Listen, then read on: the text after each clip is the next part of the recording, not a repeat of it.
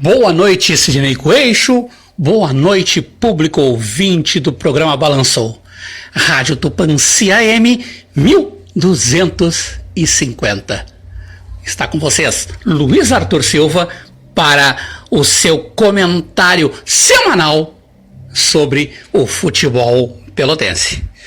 E agora, sim, estamos chegando na parte derradeira da temporada futebolística na Princesa do Sul no ano de 2019. Na quinta-feira, o Brasil fez a sua despedida diante da torcida rubro-negra. Atuando contra o Atlético Goianiense, o chavante da cidade de Pelotas chegou a estar vencendo por 2-0, com imposição, com bom futebol, mas teve uma pane nos momentos finais da partida e cedeu o empate. Venceu por 2-0 até os 46 minutos da etapa final. E aí o Atlético Goianiense, que postula uma vaga na Série A para o ano 2020, mostrou sua força. Fez o gol do desconto com Pedro Raul, um bom centroavante Pedro Raul, aos 46 minutos da etapa final, e um minuto depois, após um escanteio, conseguiu um empate através do jogador Moraes. 2-2. Resultado injusto pelo que o Brasil fez no decorrer da partida e pelo que o Atlético Goianiense, mesmo com um time superior, deixou de fazer durante os 90 minutos de jogo. Mas enfim, é do futebol e este resultado, este empate escancara, é um retrato fiel do que foi o Brasil durante todo o ano de 2019, quer seja no Gauchão, quer seja no Brasileirão da Série B. Uma equipe regular, que careceu de qualidade principalmente no meio-campo e também no ataque. Era um time que criava pouco e, por consequência, também concluía pouco. Os atacantes do Brasil são, ou foram, via de regra neste ano de 2019, atacantes que criaram pouco, que tiveram poucas oportunidades de gols e se deram ao luxo de perder várias destas oportunidades ao longo da temporada. O ataque do Brasil foi muito ineficiente, muito por culpa da falta de criatividade no meio do campo.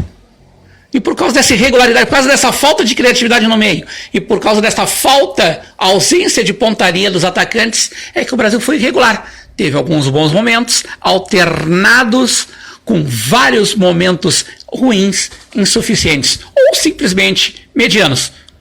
Por tudo isso, é que advogamos a causa de que o empate contra o Atlético Goianiense na última quinta-feira foi um retrato fiel do Brasil na temporada de 2019. Amanhã, o rubro-negro entrará em campo pela última vez no ano. Será o encerramento da participação do rubro-negro no Campeonato Brasileiro da Série B e, mais do que isso, será o encerramento oficial das disputas futebolísticas na cidade de Pelotas nessa temporada. O rubro-negro jogará a partir das 19 horas no Moisés Lucarelli, na cidade de Campinas, contra a Ponte Preta. Os dois times estão com 44 pontos e estão garantidos na Série B para o ano de 2020 e farão o famoso jogo pelas laranjas, ou por laranjas. Jogo que não vale nada, vale apenas uma despedida honrosa para os dois times.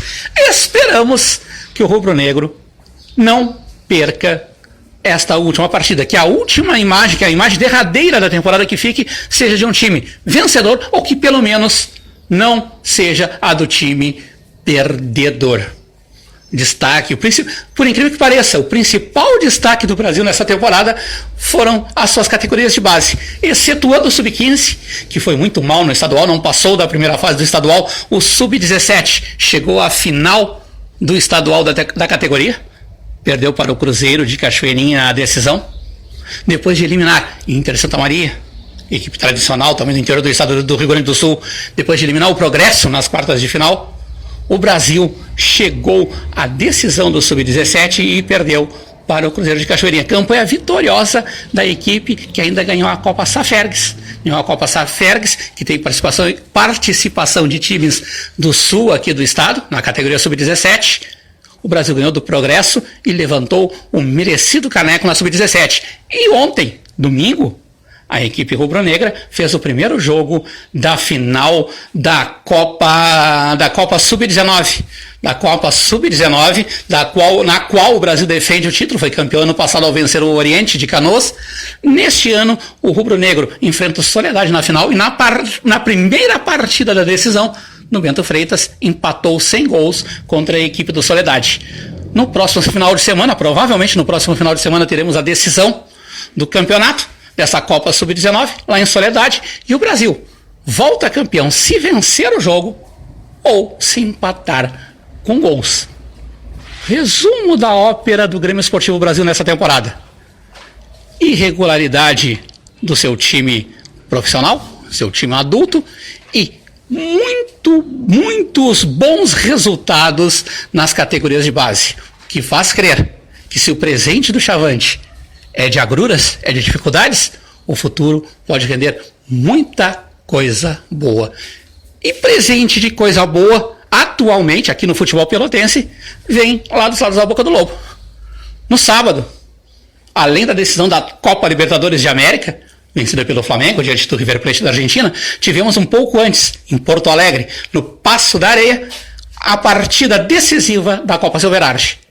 E o Pelotas jogou com o regulamento embaixo do braço, e mesmo perdendo por 1-0 para o Zequinha da capital, ainda assim garantiu o título da Copinha da Federação Gaúcha de Futebol, edição 2019. Havia vencido o jogo da ida da decisão por 2-0 na Boca do Lobo, e olha, sem jogar muito bem. Foi dominado na primeira etapa pelo Zequinha, mas terminou o primeiro tempo daquele jogo vencendo.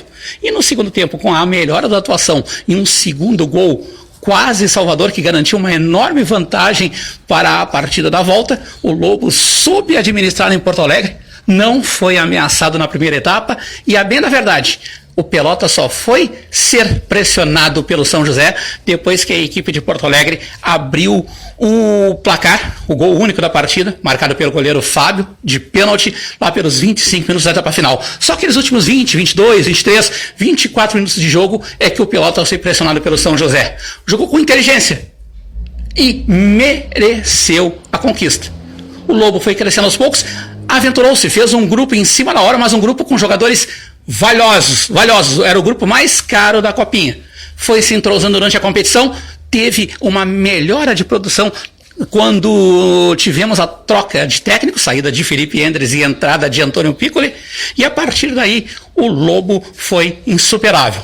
Contou com a desclassificação de um dos favoritos da competição, o Aimoré, que foi batido nos pênaltis pelo São José nas quartas de final.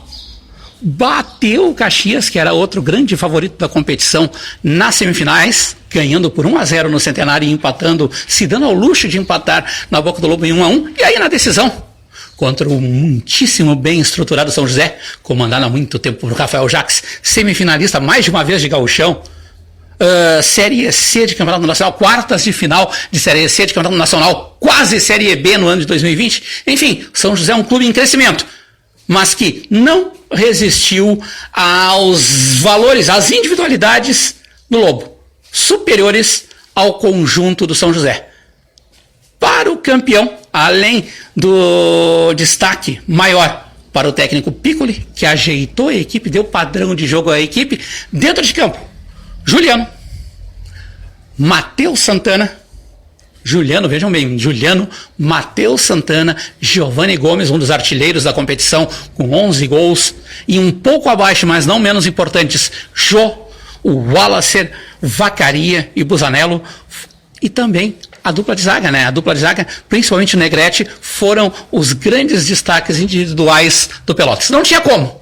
Um time que conseguiu colocar 6, 7 jogadores entre os principais de uma competição não podia ficar sem o título. E foi isso que aconteceu com o Pelotas.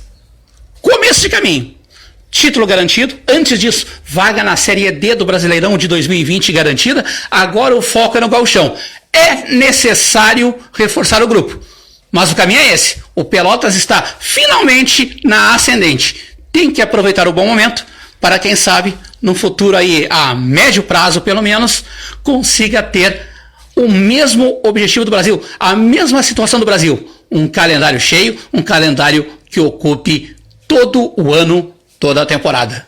Esteve com vocês Luiz Arthur Silva, desejando uma boa noite para vocês, grande abraço Sidney Coelho e até o nosso próximo encontro no programa Balançou. Boa noite a todos e até a próxima.